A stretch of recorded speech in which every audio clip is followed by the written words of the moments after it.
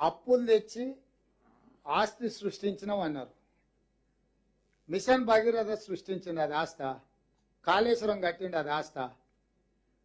ఏదైనా అప్పు తెచ్చినప్పుడు పెట్టుబడి పెట్టి ఆ పెట్టుబడి ద్వారా ఆదాయాన్ని వచ్చి మళ్ళీ తిరిగి అప్పు కట్టాలి. ఈరోజు మీ ద్వారా చంద్రశేఖరరావు గారిని, హరీష్ రావు గారిని నేను అడుగుతున్నా, మిషన్ భగీరథకు 50,000 కోట్ల రూపాయలు అప్పు తెచ్చిండ్రు. ఒక్క రూపాయి అయినా ఆదాయాన్ని సృష్టించి ఆ ఆదాయంతో నువ్వు అప్పు కట్టినవా? 1,00,000 కోట్లు కాళేశ్వరానికి అప్పు తీసుకొచ్చిన, ఒక్క రూపాయి అయినా కాళేశ్వరం కట్టి ఆదాయాన్ని పొందే ఆదాయం కట్టినవా?